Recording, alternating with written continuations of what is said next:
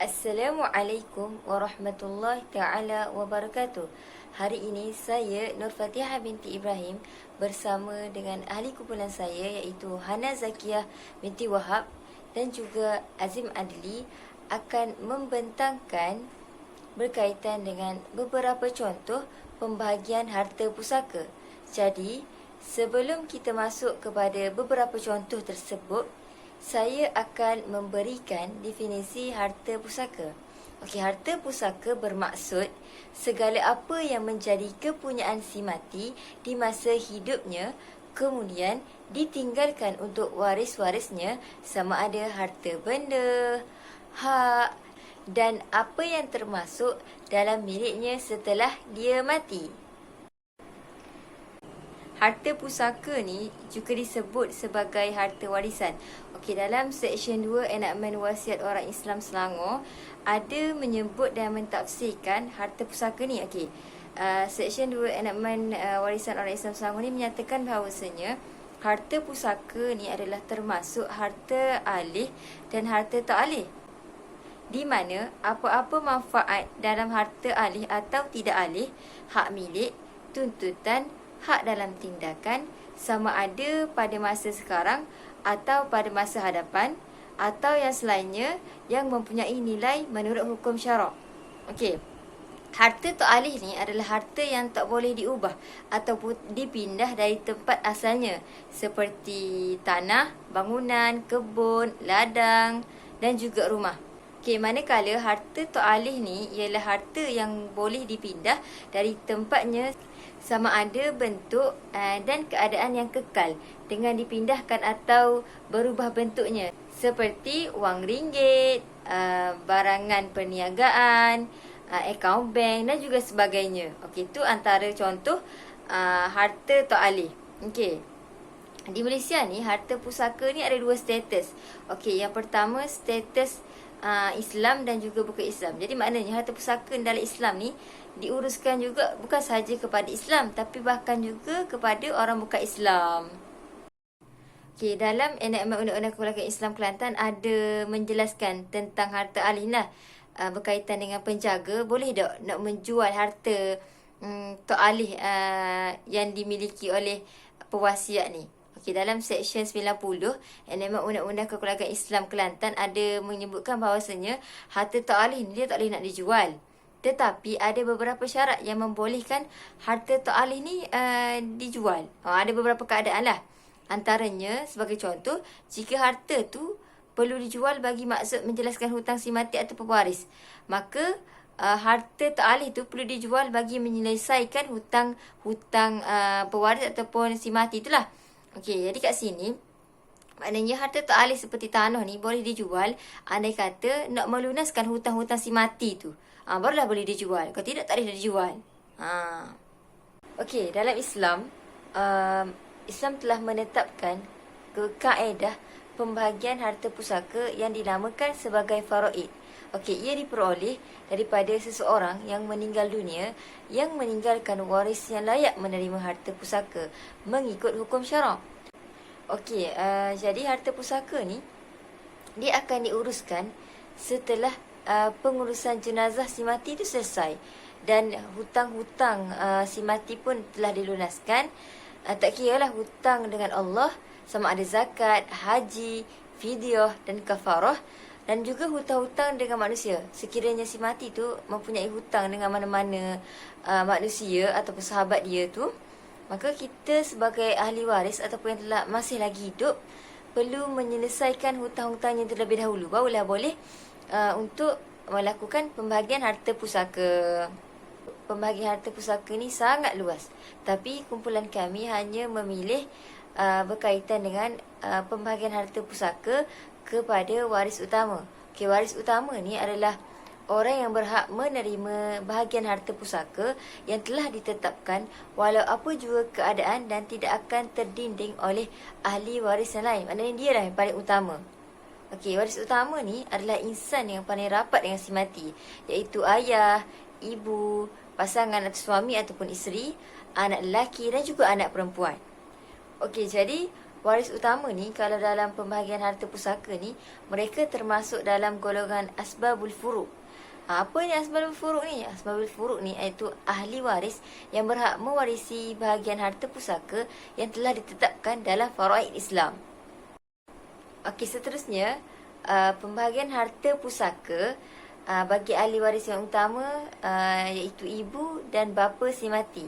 Okey, yang pertama saya akan bagi contoh pembahagian harta pusaka bagi ibu si mati.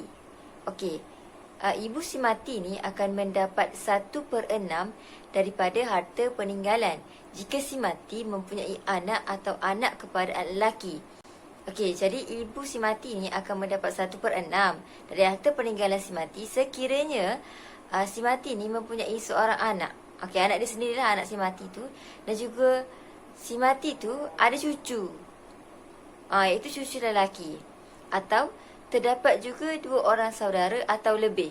Maknanya si mati tu ada juga 2 orang saudara ataupun lebih lah. Sama ada 2, 3, 4 macam tu lah. Okey. Manakala ibu si mati ni akan mendapat 1/3 jika si mati ni tidak mempunyai anak. Dan anak kepada anak lelaki, cucu lah macam tadi. Kalau ibu akan dapat 1/6 sekiranya si mati tu ada anak, ada cucu. Cucu lelaki at least seorang. Ada juga 2 atau lebih saudara. Tapi andai kata si mati ni tidak mempunyai apa yang saya sebut tadi, jadi ibu si mati ni akan mendapat 1/3. Seterusnya saya masuk pula kepada pembahagian harta pusaka kepada bapa si mati. Okey, dalam pembahagian harta kepada bapa si mati ni ada 3 poin utama lah. Macam mana pembahagian harta pusaka bagi bapa si mati ni. Okey, untuk yang pertama, bapa si mati tu akan mendapat 1/6 daripada harta peninggalan si mati tu jika mana si mati tu dia meninggalkan anak lelaki, iaitu seorang anak lelaki ataupun cucu lelaki. Itu yang pertama.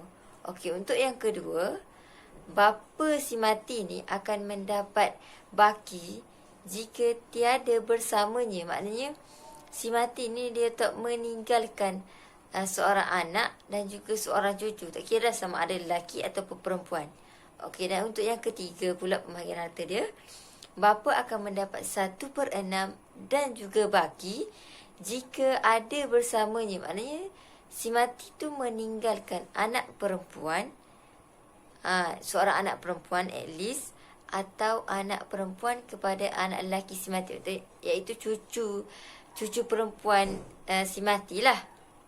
Okey, jadi jika si mati tu dia meninggalkan, maknanya ada yang masih hidup lagi warisnya ni, anak perempuan, maknanya anak perempuan si mati, ataupun cucu perempuan si mati daripada anak lelaki dia lah. Okey, jadi bapa ni akan mendapat 1/6 dan juga baki daripada pembahagian harta tu. Kan ada pembahagian harta kepada ibu, kepada anak perempuan, anak lelaki.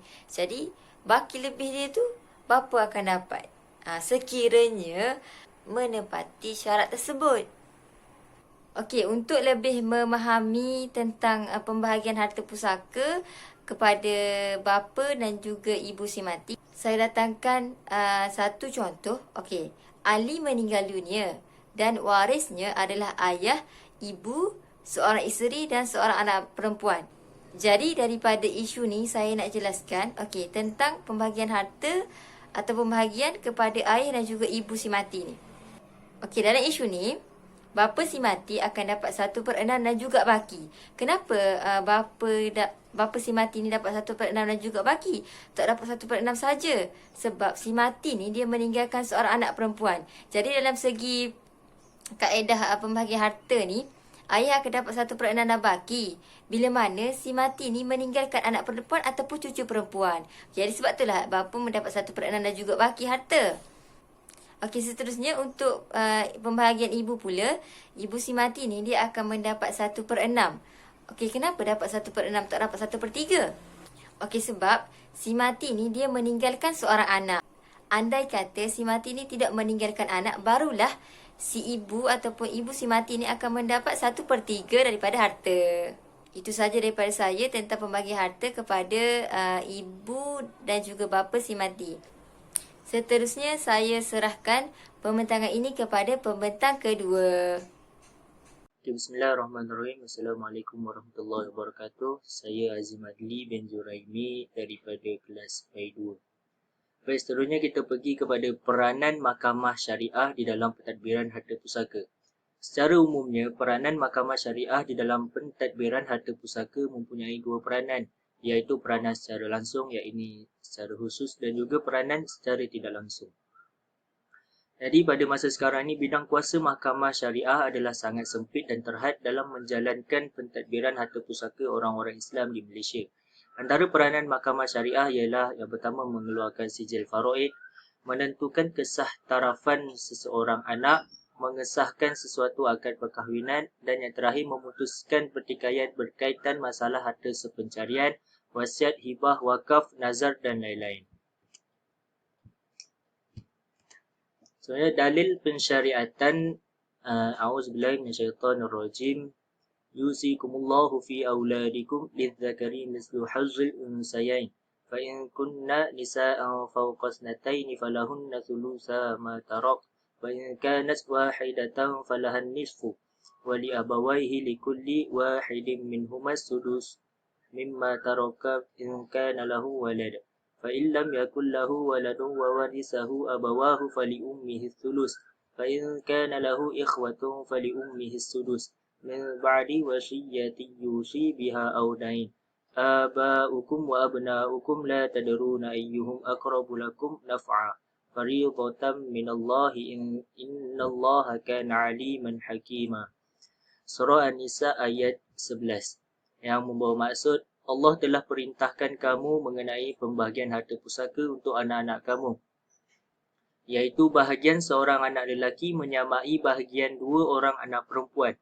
Tetapi jika anak-anak perempuan itu lebih dari dua, maka bahagian mereka ialah 2/3 dari harta yang ditinggalkan oleh si mati. Dan jika anak perempuan itu seorang sahaja, maka bahagiannya ialah 1/2, iaitu separuh harta itu. Dan bagi ibu bapa si mati pula, tiap-tiap seorang dari keduanya 1/6 dari harta yang ditinggalkan oleh si mati, jika si mati mempunyai anak. Tetapi jika si mati tidak mempunyai anak, sedang yang mewarisinya ialah ibu bapanya, maka bahagian ibunya ialah 1/3.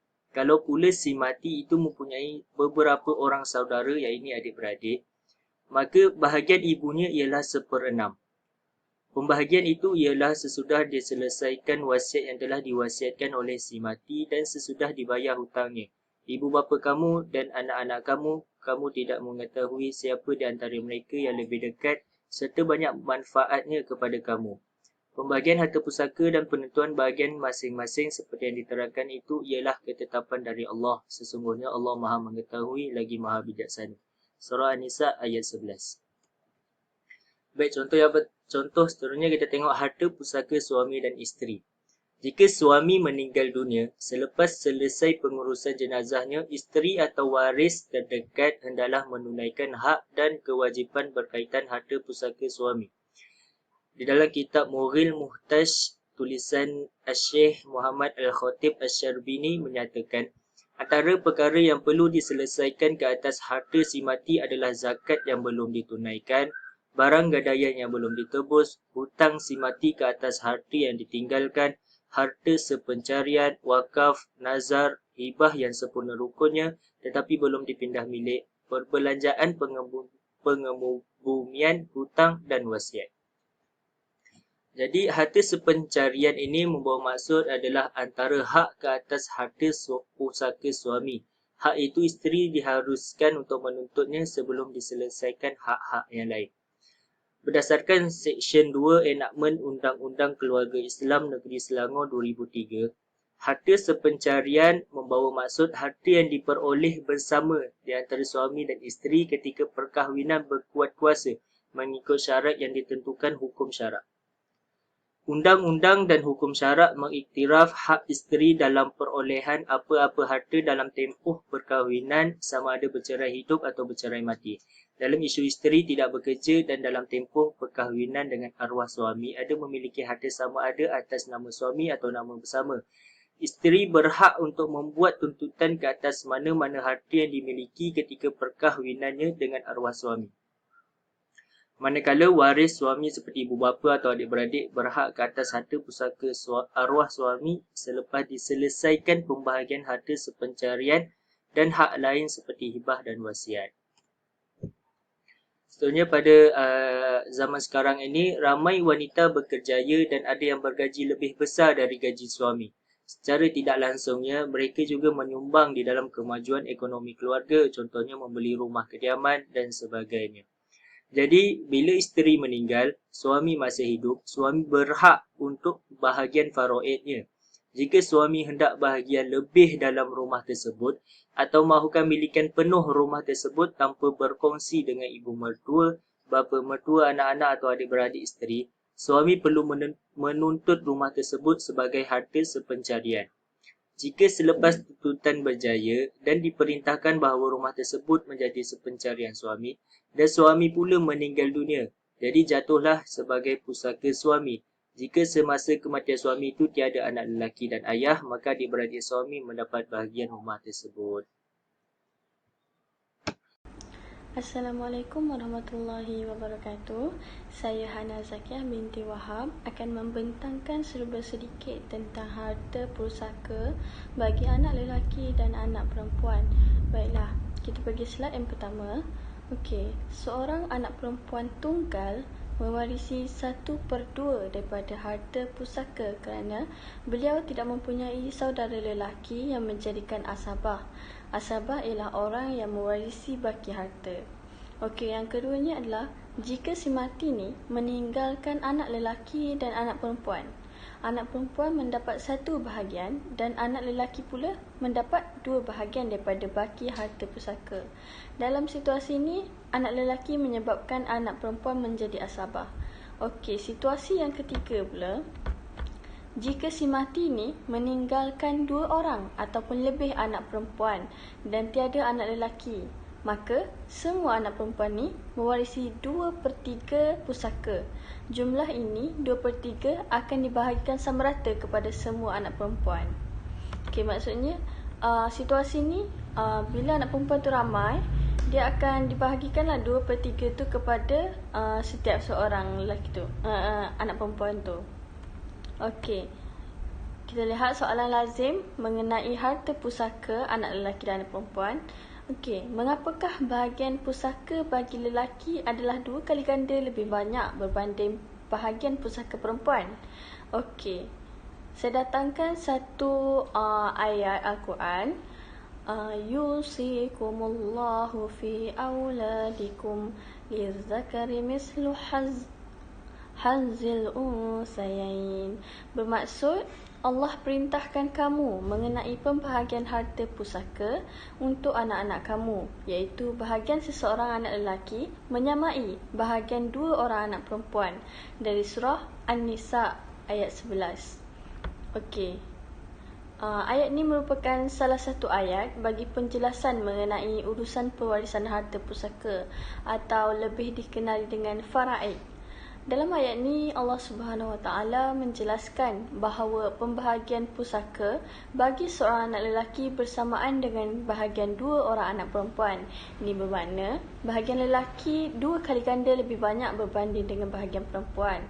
Okey, jelas Okey, Syekh Mutawalli Al-Syarawi ketika mana menafsirkan ayat ini, dia berkata, Allah Subhanahu Wa Taala menjadikan bahagian pewarisan bagi perempuan sebagai kayu ukur, iaitu dengan cara bahagian lelaki ditentukan dengan melihat kayu ukur itu, iaitu bahagian perempuan.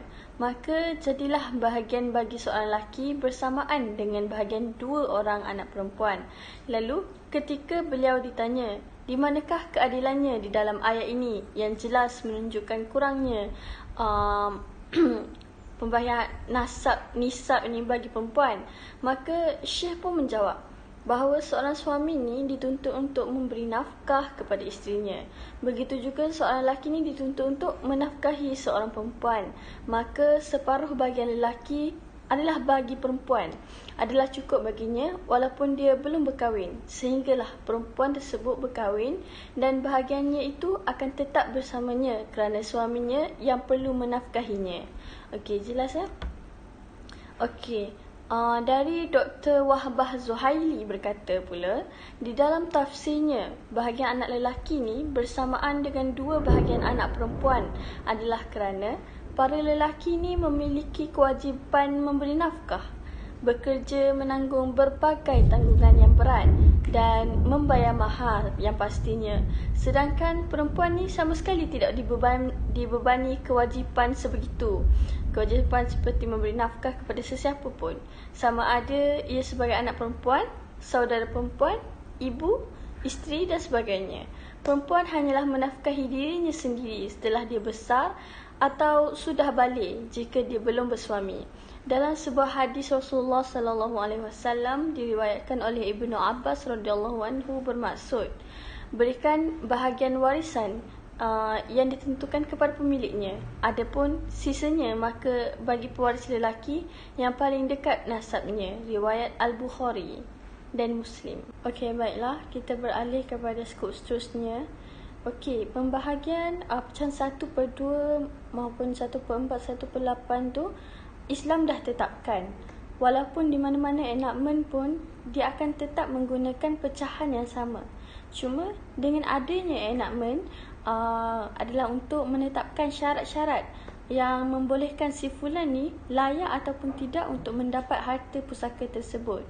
Okey, contohnya enactment yang saya pilih adalah enactment wasiat orang Islam Negeri Selangor 1999. Okey, isunya adalah bagaimana status anak yang di dalam kandungan ibunya sendiri. Okey, tertakluk kepada subsection 1. Wasiat boleh dibuat kepada anak kandungan orang lain sekiranya anak dalam kandungan itu adalah anak yang sah menurut hukum syarak dari keturunan orang yang tertentu.